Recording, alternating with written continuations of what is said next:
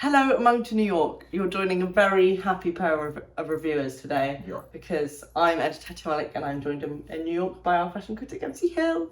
Hey everyone. Who's come up from Chicago for the Women's Wear Spring Summer 24 shows. And we thought we'd hook up and give you a bit of a joint review for our next kind of daily roundup. MC is American, if you haven't noticed. Sadly. Sorry. And I am British. And this is actually my first time covering the New York shows. So far I've done mainly kind of the Parenza Schoolers, Theory, those kind of more uptown shows. And I've been kind of speaking to MC over WhatsApp and saying, oh, this is so interesting. Like, these are very much the uptown brands. You can feel the kind of clientele here. It's a very kind of, there's a much more like specific divide between your literal uptown, downtown geographical layout of New York and the brands that are put there than I've experienced in kind of Europe. So I'm really interested to kind of talk to you a bit about that, but also we're going to kind of be focusing on Area and Colin LoCascio, and talking about, they're kind of more of those kind of, I guess they used to be more, and forgive me if I'm wrong and interrupt me from an American point of view, but I've always kind of looked at them as kind of the more artistic kind of showpiece ones. Like, rather than, you know, I was saying in my Parenza review that they've switched to being a bit more commercial, which is actually not a bad thing, but they've moved away from being kind of editorial. But there's something kind of specifically more artsy and performative about Area and Colin, which is very kind of celebrity. It's just like the fantasticalness of what a future downtown New York looks like and how the future downtown would dress. And so that's what you get from two designers like that. Also a little bit of that Castellano, where they're an intersection of both, where it's like we do the art, but we also have that kind of downtown hipness. And so you definitely can contrast maybe a Parenza Schooler against what we're going to talk about today. And the way they've grown and changed. How do you feel about New York this season, being here? You've covered it for SHOWstudio before, but you've kind of grown up more in the American landscape of fashion. How do you feel about New York kind of now, and about that kind of, where do you think American fashion is kind of at in that retrospect of what we're going to speak about? I mean, it's kind of floating along still. It's undefined at this point. Like, there isn't, we don't have, like, we're past the era of the great designers. You know, Mark is established. Parenza Schooler are kind of who they are now. So we don't have any great designers coming out of New York. And so if we have a good show, then it's like, how do you put this in a context? Is it just like a great show in a vacuum? Is it a great show and it's going someplace? Is it a great show and it's saying something more? Or is it just great clothes? So it's weird. You can have something like a Castellano, to where like, that was a good show. I think that also touched into certain things that maybe Peter Doe didn't do in his Helmut Lang debut. And so then it's like, that show maybe explained more of New York and was less solipsistic than Peter's show was.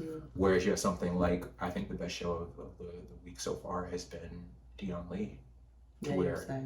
It communicated future downtown, but it also touched into kind of European clubland too.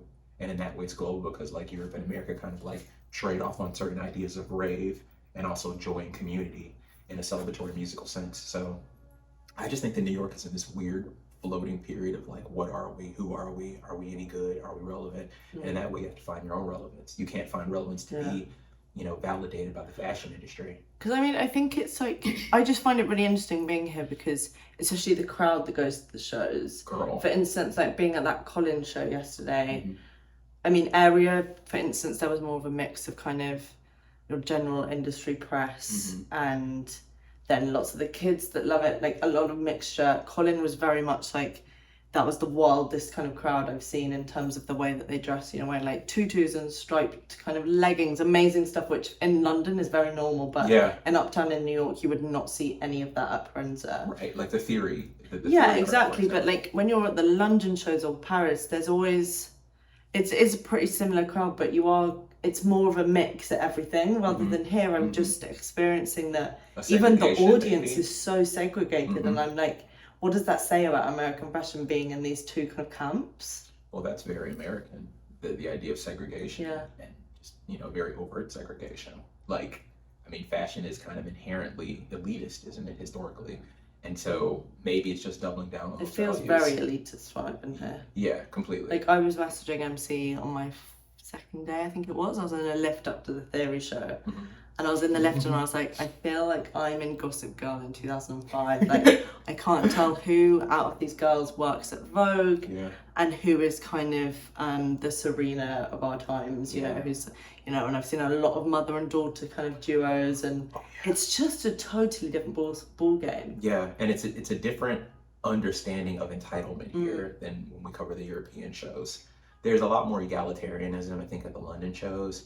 And then Paris has its hierarchies, and they're kind of known and defined, so you don't feel put off. Here, it's just like, there's an idea of self-importance, and it's like blind. It's like, babe, you're not all that. You're really not. And I think that came through an area where, like, you had a lot of costume dressing. You had a lot of people, and that's area too. Area's a lot of, you know, costumery and just like a progressive idea of ornamentation. And a future thinking idea of like ornamentation, fashioning ornamentation. But then you have people that are insecure, don't understand fashion, just want to be seen. And then there's an inherent incongruity in the way that they will pull these clothes off. So I'm just looking around like, is this Halloween and Christmas? That's what that's what I think is interesting though. Going to yesterday, we had the Area show and the Colin show, and I felt like Colin was kind of almost the new generation of Area, if you know what I mean. Like, Area was kind of 2012. 13, there you go, my encyclopedia. And Colin kind of graduated and started coming to the scene in 2019, but had his first catwalk collection in February. But he kind of did things backwards, was designing for celebrities, and then moved into kind of fully flown collections. And he's kind of is the kind of second generation of what Area did. They were always doing like pre-collections as well as the main collections, but like doing the whole celebrity thing is massive for them. Yes, it is. And I just think that's an interesting ball game to think about in terms of, you know, that you're doing these shows where there are lots of kids there who will want to emulate the show, and they can take a DIY approach, but then you're also representing these very editorial ready looks that will be worn by celebs, and that's a very different feeling to kind of, you know, like say when Parenza, I know I keep coming back to them, but when Parenza would do a very editorial look, even though that's like a vibe and a sensibility that you can recreate, ultimately you can't recreate it unless you have that same kind of quality of fabric and clothes. Well, it's like, this is about the vibe. And it's a different thing, and it feels much more like about all the people there, and it's not just for who can afford to buy it. That's true. That's definitely more Colin. And well, it's also Area too. It is. Yeah. Because they kind of backed into doing couture. They started out, as you say, doing the pre-calls and then the ready to wear. And then I think 3 years ago is when they started doing the ready to wear with couture. So yeah, no. It's a different way of like understanding how your business model can function too, being a young designer, being a young creative. It's like, I don't have to do this like A plus B equals C model of like have this big branded aesthetic. No, you can just like do things for celebrities, you know, or for your friends. Yeah. And then it's like, we're going to build up couture this way. I feel like we kind of came into this being like, oh, we'll review Area and Colin together. And actually it's quite nice to sit down and just kind of chat about New York so far and what it means and what is... Because the reason I kind of came out this season is because the schedule felt exciting and fuller. And it felt like, you know, you said at the beginning, New York doesn't really know what it is. And I felt like maybe this season it will know what it is. The weather doesn't help either. Like the weather definitely just like literally soggies up the energy, and so like even if there was energy, you just wouldn't feel it because we're mostly just trying to stay dry. No. So like for context, it's been boiling hot and then pouring yeah. What else are you kind of excited about this week, and what were you hoping for when you came, and what are you excited about this week? I was hoping that Willie Chauvery hits it out of the park again, honestly.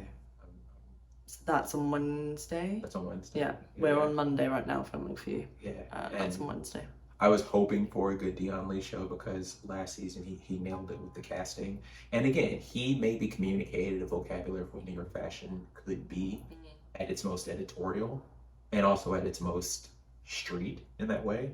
And so I was kind of hoping that he could like follow through on that, and he did. And so that was nice. But yeah, that's just it for me. I just wanted a good Dion Lee show and a good Willie Chauvery show. So you're looking at kind of that group of designers more than what's Michael Kors doing, what's Ralph Lauren doing? Yeah, those are just like welcome surprises, because again, it's like that's the establishment at this point here. So of course, as a good show, it's like, oh my God, this could be his second consecutive season with a good show. It's usually one every 5 to 6 years. So that would be interesting, but not. And while I have you, should we talk about Coach a bit, even though I've reviewed it separately? The surprise Coach show, because that's one of more of kind of the bigger brands that actually you are excited about and that you were excited about. Yeah, I was actually, That was kind of a surprise 10th anniversary show on Thursday evening.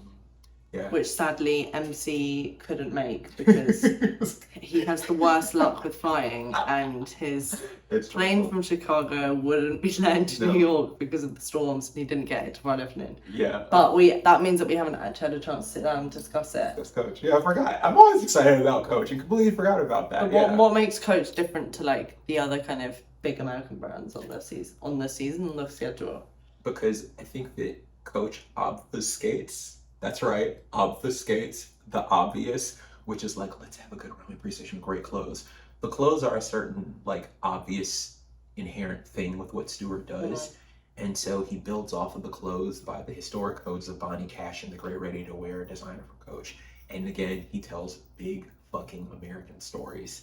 And I think that's a good way to kind of articulate New York design and American design. It may be a grunge story, it may be an 80s hip-hop Buffalo Girls Round the Outside story, you know? It may be like art and 50s coming together. It may be a Mickey Mouse collaboration that feels a little slimy, but it's like, I mean, a big part of America are its corporate mergers. So, you know, he finds a great way to tell these big American stories, and that's something that I just thoroughly enjoy. So yeah, and this time was no different. He told the big American story, albeit a romantic one, of his version of America, coming here in the 90s, being a tourist here, working here a bit, and it was a lot less obvious than you think. You think 10-year anniversary, you're gonna get baby doll dresses, you're gonna get shearling, but for summer, you're gonna get some of those like iconic pillow bags, you're gonna get every code of Coach over the last 10 years. Nope. He basically followed up on he continued to tell a fashion story, a design story with those dresses, those kind of baby doll dresses, elongated and kind of draped and bias cut as well. And then also that elongated silhouette that he started, knit dresses and kind of like moth-eaten knits from very grungy kind of. The grungy moth-eaten meets Freddy Krueger thing he did for the fall collection. This time he made it into leather, which again is a Coach thing because it's leather making house in a way. And so we kind of got this weird like 90s bit where it's like you have this naked model underneath or Trump-Lloyd nudity and then these big oversized leather jackets. And so maybe you think of Emilia Jovovich in 1994, right? And so it was just odd. It's like, is this Coach? What's going on? And so, yeah, it was an interesting show. Do you think that set a tone for what we've seen so far this week in terms of kind of, because I know you were surprised by it, certainly. Yeah, I was really surprised. Has that kind of been reflected across the week in terms of, has it met expectations? Has it not in a good way or a bad way? I'm kind of quizzing you now. Yeah, the show so far have been kind of neutral with a lot of them. Like certain things weren't in shock. Peter Doe for Helmut Lang wasn't a surprise at all. Province Schooler wasn't a surprise. But also, is that a good thing? Because I think, you know, is it a good surprise or a bad surprise or not? You know, the opposite of that, because Helmut Lang not being a surprise was actually such a bad thing. Yeah. You know, because it was so not predictable, but because it was so archival and referential in terms of archive rather than sensibility. Yeah. It didn't work. You know, like, does something always need to surprise? Is my question, I guess. In that case, yes, I suppose. When you're in New York, you do need to surprise. Because that surprise would be kind of like educational and informative. Yeah. I think when you toe a certain line, then it's just like same old. These clothes speak to no one outside of like a certain budget line who buys them. And so I think here, you do need to surprise a bit. Well, you know, let's hope we get surprised for the rest of the week. Yeah. We'll try our best to hook up, do a little roundup for you towards the end of the week. That'd be awesome. And I'm leaving on Thursday, so we'll try and get something together for you. If not, we'll see you when we see you. Thanks for watching. Bye!